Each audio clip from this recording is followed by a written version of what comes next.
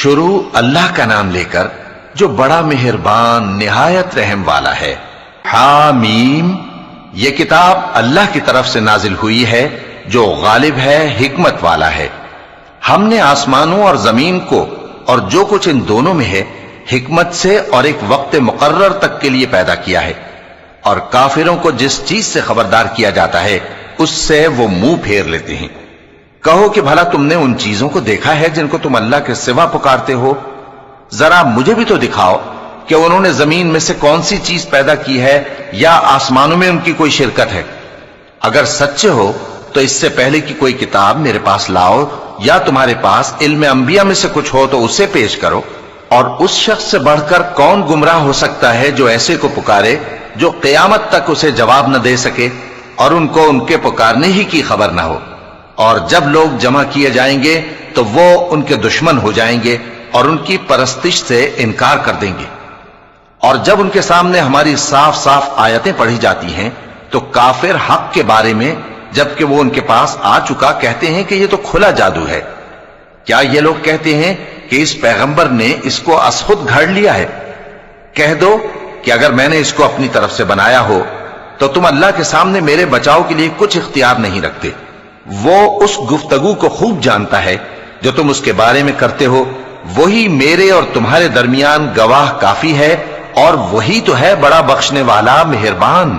کہہ دو کہ میں کوئی انوکھا پیغمبر نہیں ہوں، اور میں نہیں جانتا کہ میرے ساتھ کیا سلوک کیا جائے گا اور تمہارے ساتھ کیا کیا جائے گا۔ میں تو اسی کی پیروی کرتا ہوں جو مجھ پر وحی آتی ہے، اور میرا کام تو علانیہ خبردار کرنا ہے۔ کہو کہ بھلا دیکھو تو اگر یہ قرآن اللہ کی طرف سے ہو اور تم نے اس سے انکار کیا، اور بنی اسرائیل میں سے ایک گواہ اسی طرح کی ایک کتاب کی گواہی دے چکا اور ایمان لے آیا، اور تم نے سرکشی کی، تو تمہارے ظالم ہونے میں کیا شک ہے؟ بے شک اللہ ظالم لوگوں کو ہدایت نہیں دیتا۔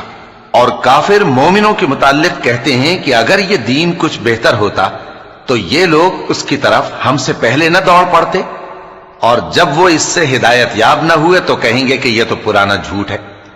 اور اس سے پہلے موسیٰ کی کتاب تھی، لوگوں کے لیے رہنما اور رحمت، اور یہ کتاب عربی زبان میں ہے اس کی تصدیق کرنے والی، تاکہ ظالموں کو خبردار کرے اور نیکوکاروں کو خوشخبری سنائے۔ جن لوگوں نے کہا کہ ہمارا پروردگار اللہ ہے، پھر وہ اس پر قائم رہے تو ان کو نہ کچھ خوف ہوگا اور نہ وہ غمناک ہوں گے۔ یہی اہل جنت ہیں کہ ہمیشہ اس میں رہیں گے، یہ اس کا بدلہ ہے جو وہ کیا کرتے تھے۔ اور ہم نے انسان کو اس کے والدین کے ساتھ بھلائی کرنے کا حکم دیا۔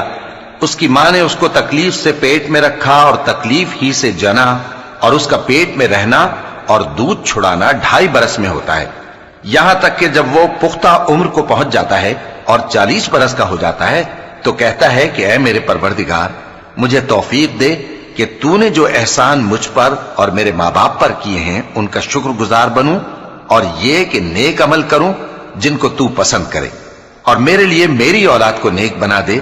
میں تیری طرف رجوع کرتا ہوں اور میں فرما برداروں میں ہوں۔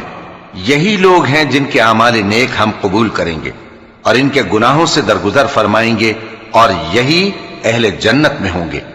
یہ سچا وعدہ ہے جو ان سے کیا جاتا تھا۔ اور جس شخص نے اپنے ماں باپ سے کہا کہ میں تم سے بیزار ہوں، کیا تم مجھے یہ بتاتے ہو کہ میں زمین سے نکالا جاؤں گا، حالانکہ بہت سی قومیں مجھ سے پہلے گزر چکی ہیں؟ اور وہ دونوں اللہ کی جناب میں فریاد کرتے ہوئے کہتے تھے کہ کمبخت، ایمان لا، اللہ کا وعدہ سچا ہے۔ تو کہنے لگا یہ تو پہلے لوگوں کی